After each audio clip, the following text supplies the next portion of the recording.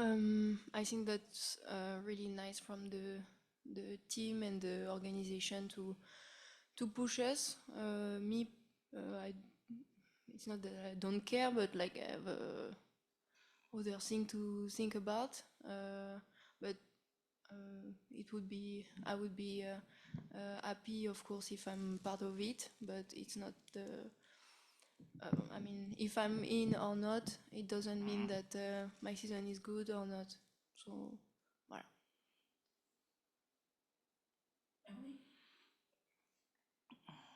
Layla, could you speak to what it's like playing with Tina, getting to learn from a veteran like her, and just kind of what her influence has been on your season so far? She's always supportive. Like she always support and like make sure everybody is good on and off the court. And I think it's nice to have someone who always smile, just a little smile. She don't talk a lot, but like when I look at her, I feel like everything is okay. And on the court, she's always impactful. And I know that if I don't know what to do, I can play something for her because it will always bring something nice. Et voilà. Voila. Carl?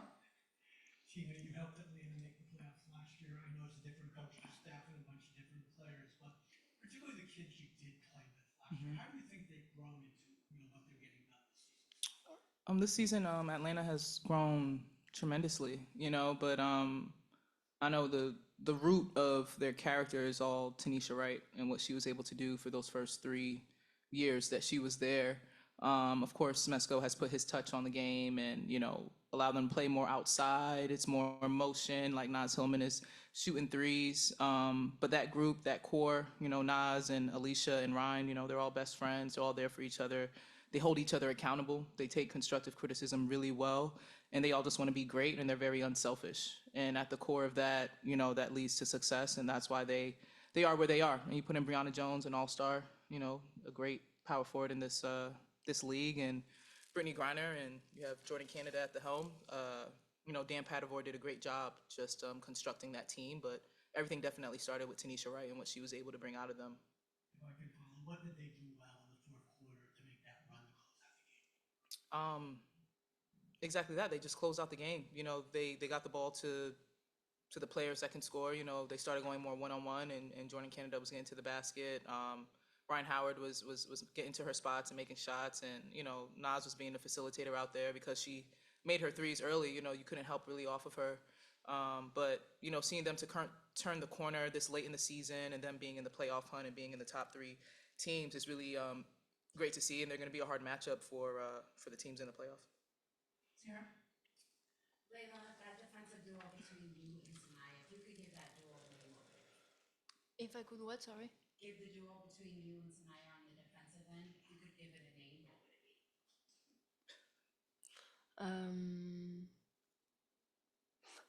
I don't know. I can't help you with that one.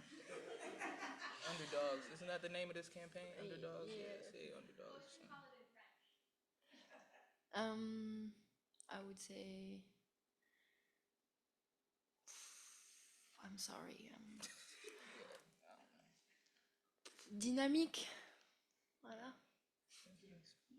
Vicky? Hey, Tina. Hey.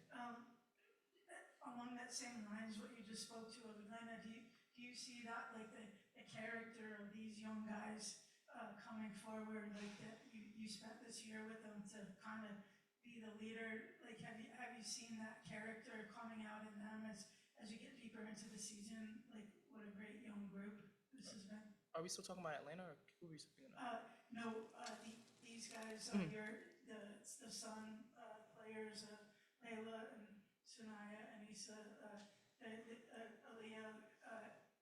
Have you seen that coming forward? That character coming out of them, like it could be building something like similar to how Atlanta. Yeah. I think it's definitely brewing. It's just going to take more time, more basketball, more experience. These guys are like 4 years ahead, and they just play at a high level. I think being able to take constructive criticism and just how you show up each and every single day matters.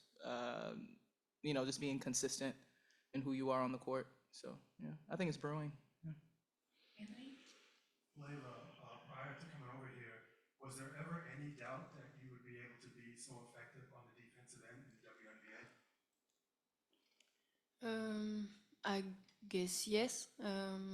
I can't say how I'm gonna play if I don't know the players. I just knew that I would try my best and to at least finish every game and say I did what I could, and yeah, that's what I tried to do. And I didn't know how I would play, or I just came and tried to do my best. Were you surprised at the physicality of the game and how physical it is? I was ready for something huge. It's I think it's easier to be ready for something crazy and then be less surprised than the opposite. Since the last game, I was like the game against Minnesota was what I was really expecting about the physicality of the game here. Voilà. Abby, and then last question is here. So it's for Tina.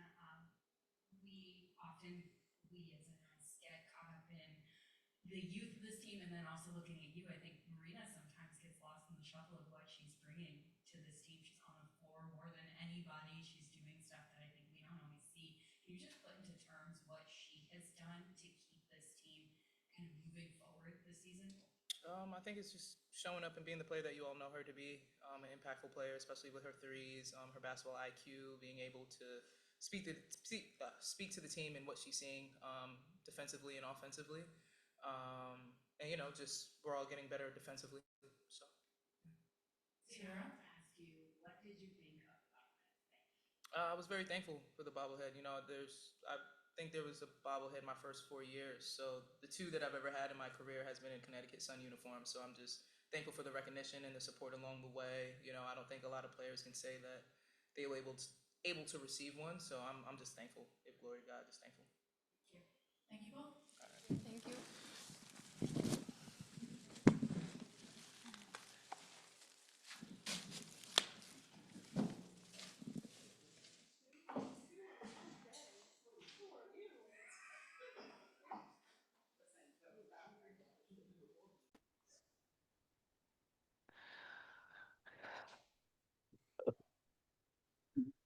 Ay, papá Dios.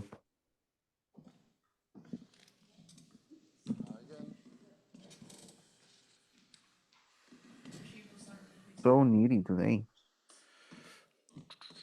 Yeah, I think that we lost against Minnesota because they are a better team and they play a better game than us. I do think that today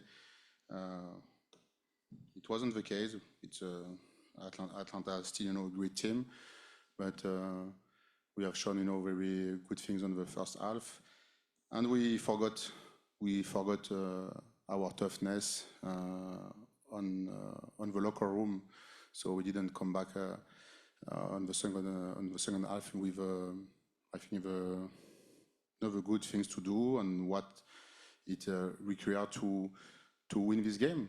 It was a winnable game. We stopped to play defense on the last quarter. We gave up the game, so I am a little bit mad about that. It's not the mindset we want for our team.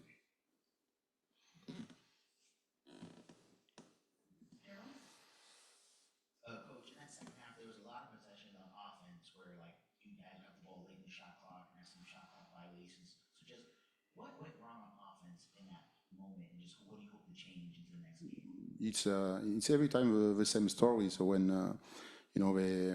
they press us, when they over press us, we are not capable to find the solution. So we freeze the ball, we over dribble, and we didn't hit the defender on the screen. It's all about execution. So then we lost our spacing, our timing, so we struggle, and yeah, it's for why we had a lot of empty possession in the second half. But we know that offensively, it's it's like you flip a coin, but defensively, I think that we didn't do our job in defense. So because the game changed when they start to just score some layup. We didn't pick up the ball very high, so we let them gain speed, and they score when we didn't. So sometimes you can just fix that with your defense. But yeah, the second half was terrible defense. You guys gave up 23 points at the free throw line today. Just kind of what did you feel like was the difficulty in adjusting defensively to the way things were being called? We were late every time, so we let them eat Jones and Groiner. So we stayed behind. We didn't put pressure on the passers on the ball. So yeah, so it's like when a small advantage become a big advantage. So we just run after the ball, and they run what they want, they find what they want. So yeah, it's about toughness, and it's for sure you can work that on practice, but it starts just by taking some pride on defense. So yeah, and 14 offensive rebound. When we shot 2 on 17 on 3. So yeah, I'm mad about that. Be sure. Anthony? So, Coach, when the offense isn't working, when the defense pushes your offense further out, what do you expect from your point guard in a situation like that? Do you want a point guard to take more control in terms of calling sets, or is it your responsibility to kind of regroup the team? I think that it's a collective responsibility. We cannot say that it's just on one person, on one player. Yeah, and Lindsay today is our point guard, but she didn't play a bunch, this last month. So I cannot say, Lindsay. So now you have to, to take all the responsibilities. I think that it's a collective responsibilities, but yeah, just control the tempo. Maybe limit our set plays to 1 or 2 move to be sure that we can execute them instead to try everything. But I think that we lost our confidence because we struggle in defense. So we lost the rhythm. We didn't push the ball because they scored every time. And yeah, and it's a great team, so they know how they can control the game when they are leading the game like that. So it's not about just one player. I think it's a team responsibility, players and coaching staff. Thank you, Coach. You're welcome. Have a good not night, afternoon.